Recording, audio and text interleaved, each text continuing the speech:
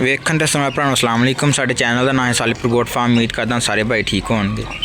अच्छा दोस्तों, अज की वीडियो 'च आपां गल करनी आ सैलेज के उत्ते गोट फार्मिंग की जा सकती है या नहीं की जा सकती, क्योंकि अक्सर जिहड़े भरा हुंदे ना विच कई शहरों में रहिंदे आ जिन्हां जिहड़ा वा सबज चारा खुशक चारा काफ़ी ज़्यादा महंगा मिलता वा, तो सैलेज ही आ जिहड़ा काफ़ी सस्ता वा। तो क्या ये फार्मिंग असीं कर सकते हैं या नहीं कर सकते, अज आपां उहदे बारे गल करांगे। तो करते हैं जी वीडियो स्टार्ट। तो यह मुर्गियां वगैरह फेर रही वा, मुर्गा जरा पैंदा वा। तो ये चौधरी मेरे आले दुआले ही आ भी कि टाइम अंदर आवे, मैं इधर बाहर खड़ा वा तो मैं इनू ज़रा फड़ा। तो मुर्गे तो थोड़ा डर ही लगता वा, क्योंकि पै जाता वा तो कोई पता नहीं अख मूँह च मार दे, किल है चंगे तो तिखे भी अगों। बाकी खैर आप वीडियो स्टार्ट करते हैं। मुर्गियां वगैरह मैं छड़ दित्तियां वा, देखो ना आ वीडियो बनाई सी ना भी फोल देंदे आ। हुण यारी गिल्ली हुंदी है, गिल्ली भी इधरों ही फोल देंदे उधरों ही फोल देंदे, सुक जाती सारी। खैर वीडियो अपने होर पासे चल जानी आ। तो मैं ज़रा सोटी सूटी फड़ ला कोई। ए देखो मेरे वाल नूं आ रहा वा,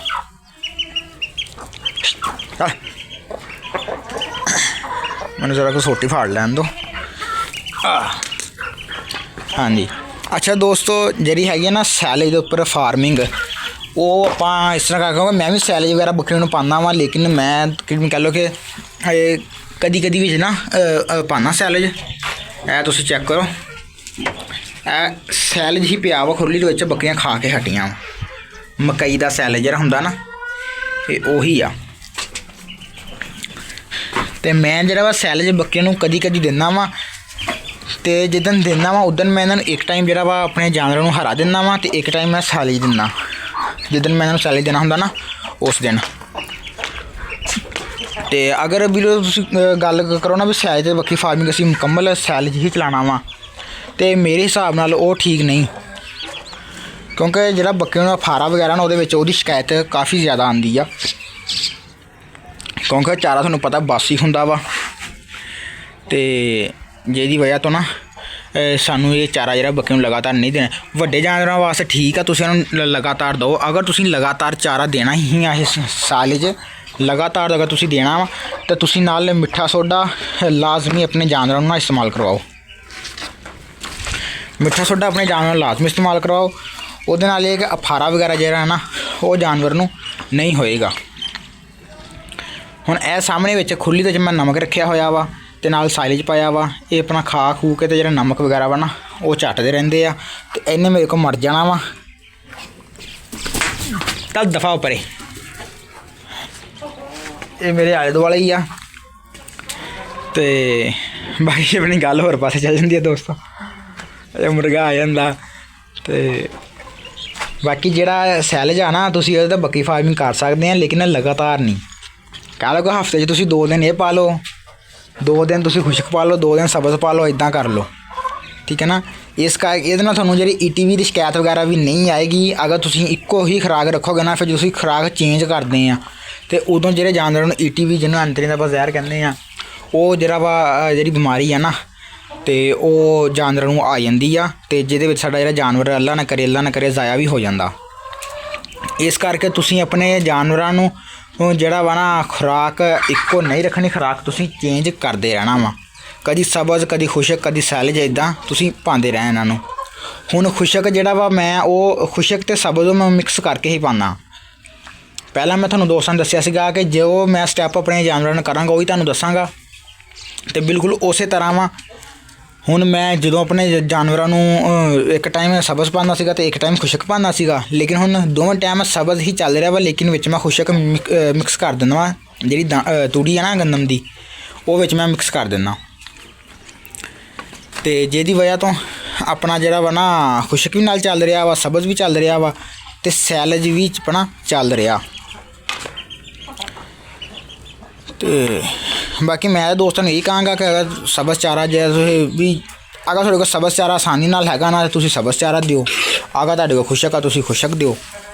अगर तुहाडे कोल कुछ भी नहीं हैगा, तुहाडे कोल सैलेज मौजूद आ, तो तुसीं लगातार ना दिओ। अगर लगातार तुसीं देना भी आ, तो तुसीं नाल अपना जिहड़ा वा ना मिठा सोडा लाजमी ऐड करवाओ, लाजमी शामिल करो अपने जानवरों में। मिठा सोडा लाजमी तुसीं दवो, ਉਹਦੇ ਨਾਲ ਇਹ ਹੋਏਗਾ ਕਿ ਬੱਕਰੀ ਜਿਹੜਾ ਫਾਰਾ ਵਗੈਰਾ ਨਾ ਨਹੀਂ ਹੋਏਗਾ। ਇਹਦੇ ਨਾਲ ਐਸੀਡਿਟੀ ਦੀ ਜਿਹੜੀ ਸ਼ਿਕਾਇਤ ਆਉਂਦੀ ਆ ਜਾਨਵਰਾਂ ਦੇ ਵਿੱਚ।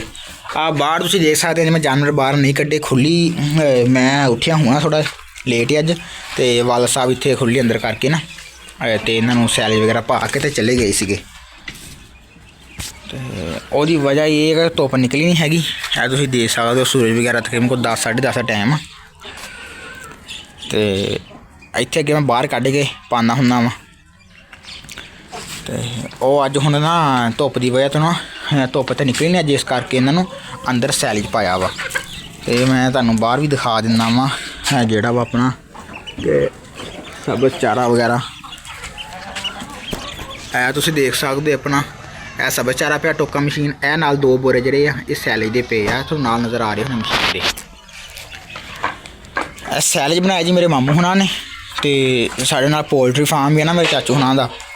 ਅਤੇ ਉਹ ਇੱਥੋਂ ਫਿਰ ਜਦੋਂ ਮੇਰੇ ਮਾਮੂ ਆਂਡੇ ਵਗੈਰਾ ਲੈਣ ਆਉਂਦੇ ਆ ਨਾ ਅੱਗੇ ਵੇਚਣ ਵਾਸਤੇ, ਦੁੱਧ ਦਹੀਂ ਦਾ ਹੋਟਲ ਆ ਨਾ ਉੱਥੇ ਪਿੰਡ, ਅਤੇ ਉੱਥੇ ਆਂਡੇ ਫਿਰ ਲੈ ਕੇ ਜਾਂਦੇ ਇੱਥੋਂ ਫਾਰਮ ਤੋਂ ਆ ਕੇ। ਅਤੇ ਫਿਰ ਆਉਂਦੇ ਹੋਏ ਨਾ 2 ਬੋਰੇ ਸੈਲਜ ਦੇ ਲੈ ਆਉਂਦੇ ਆ, 2 ਬੋਰੇ ਨਾ ਸੈਲਜ ਵਗੈਰਾ ਦੇ ਲੈ ਆਉਂਦੇ ਆ।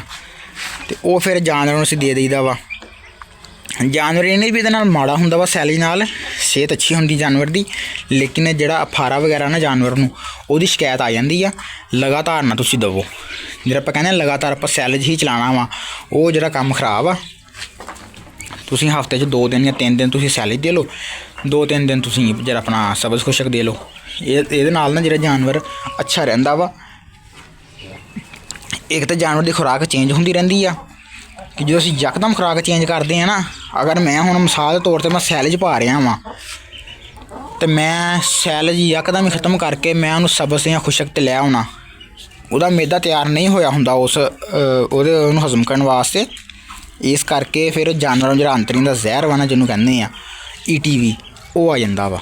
ਉਹ ਇਹਦੀ ਬਿਮਾਰੀ ਆ ਨਾ, ਉਹ ਜਾਨਵਰ ਨੂੰ ਲੱਗ ਜਾਂਦੀ ਹੈ, ਅਤੇ ਜਾਨਵਰ ਸਾਡਾ ਦਿਨਾਂ 'ਚ ਹੱਥਾਂ ਦੇ ਵਿੱਚ ਆ ਜਾਂਦਾ। ਅਤੇ ਸਭ ਤੋਂ ਅੱਛਾ ਤਰੀਕਾ ਇਹ ਹੀ ਆ, ਤੁਸੀਂ ਜਿਹੜਾ ਵਾ ਨਾ, ਮੈਂ ਤੁਹਾਨੂੰ ਇਹ ਰਿਕਮੈਂਡ ਕਰਾਂਗਾ ਕਿ ਤੁਸੀਂ ਜਿਹੜਾ ਵਾ ਆਪਣੇ ਜਾਨਵਰਾਂ ਨੂੰ ਲਗਾਤਾਰ ਸੈਲਜ ਨਾ ਦਿਓ। ਤੁਸੀਂ ਇਹਨੂੰ ਜਿਹੜਾ ਵਾ ਨਾ ਤਬਦੀਲ ਕਰ ਦਿਓ ਖੁਰਾਕ ਨੂੰ।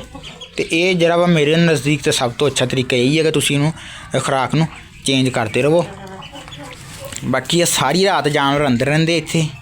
ਆ ਪਰਦਾ ਮੈਂ ਥੱਲੇ ਸਿੱਟ ਦਿੰਦਾ ਵਾਂ, ਇਹ ਤੁਸੀਂ ਦੇਖ ਸਕਦੇ ਹੋ ਆਪਣਾ ਇਹ ਕਿੰਨਾ ਕੁ ਗਿੱਲਾ ਵਾ ਅਤੇ ਕਿੰਨਾ ਖੁਸ਼ਕ ਆ।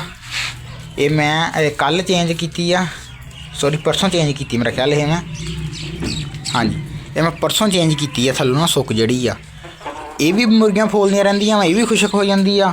ਜਦੋਂ ਮੈਂ ਗਿੱਲੀ ਕੱਢ ਕੇ ਫਿਰ ਬਾਹਰ ਸਿੱਟ ਦਿੰਦੀ ਤਾਂ ਜ਼ਿਆਦਾ ਗਿੱਲੀ ਹੋ ਜਾਂਦੀ ਮੁਰਗੀਆਂ, ਫਿਰ ਉਹ ਵੀ ਫੋਲ ਦਿੰਦੀਆਂ ਵਾ। ਇਹ ਮੈਂ ਇਕੱਠੀ ਕਰ ਦੇਣੀ। ਕੱਲ੍ਹ ਸ਼ਾਮ ਟਾਈਮ ਮੈਂ ਸਫਾਈ ਨਹੀਂ ਕੀਤੀ। ਕਦੀ ਮੈਂ ਸਫਾਈ ਡੇਲੀ ਕਰ ਦਿੰਦਾ ਵਾਂ ਸ਼ਾਮ ਟਾਈਮ, ਕਦੀ ਮੈਂ 1-2 ਦਿਨ ਛੱਡ ਕੇ ਜਿਹੜੀ ਸਫਾਈ ਕਰ ਦਿੰਦਾ ਵਾਂ। ਹੁਣ ਆ ਤੁਸੀਂ ਦੇਖ ਸਕਦੇ ਹੋ ਨਾ, ਆ ਵੇਸਟ ਵਗੈਰਾ ਮੈਂ ਇਕੱਠੀ ਕੀਤੀ ਸੀ, ਮੁਰਗੇ ਨੇ ਸਾਰੀ ਖਿਲਾਰੀ ਆ। ਅਤੇ ਯਾਦ ਰੱਖਣਾ, ਮੁਰਗੇ ਨੂੰ ਮੈਂ ਦਾਣਾ ਵਗੈਰਾ ਨਹੀਂ ਪਾ ਰਿਹਾ। ਕਿਉਂਕਿ ਤੁਰਦੀਆਂ ਫਿਰਦੀਆਂ ਇੱਥੋਂ ਇਹਦੇ ਵਿੱਚੋਂ ਦਾਣੇ ਵਗੈਰਾ ਫੋਲ ਕੇ ਖਾ ਲੈਂਦੀਆਂ, ਇਹਦੇ ਵਿੱਚੋਂ ਵੀ ਫੋਲ ਖਾ ਲੈਂਦੀਆਂ। ਕੋਈ ਸੁੰਡੇ ਵਗੈਰਾ ਹੁੰਦੇ ਆ ਅਤੇ ਉਹ ਖਾ ਲੈਂਦੀਆਂ ਵਾ। ਅਤੇ ਵਿੱਚ ਜਿਹੜਾ ਮੈਂ ਹਰਾ ਬੱਕਰੇ ਨੂੰ ਕੁੱਤਰ ਕੇ ਪਾਉਂਦਾ ਵਾਂ, ਅਤੇ ਉਹ ਮੈਂ ਕਹਿ ਲਓ ਕਿ ਇੱਦਾਂ ਮੁੱਠ ਭਰ ਕੇ ਨਾ ਹਰੇ ਦੀ ਅਤੇ ਖਿਲਾਰ ਦਿੰਦਾ ਵਾਂ ਬੱਕਰੀਆਂ, ਉਹ ਵੀ ਅੱਛੀ ਤਰ੍ਹਾਂ ਜਿਹੜਾ ਵਾ ਨਾ ਖਾ ਲੈਂਦੀਆਂ ਵਾ। ਅਤੇ ਮੈਨੂੰ ਕੋਈ ਸ਼ਿਕਾਇਤ ਨਹੀਂ ਹੈਗੀ ਮੁਰਗੀਆਂ ਤੋਂ। ਇਹ ਜਦੋਂ ਸ਼ਿਕਾਇਤ ਆ ਸਿਰਫ ਇਹ ਸੀਲ ਮੁਰਗੀ ਤੋਂ, ਇਹ ਆਂਡੇ ਨਹੀਂ ਦੇ ਰਹੀ।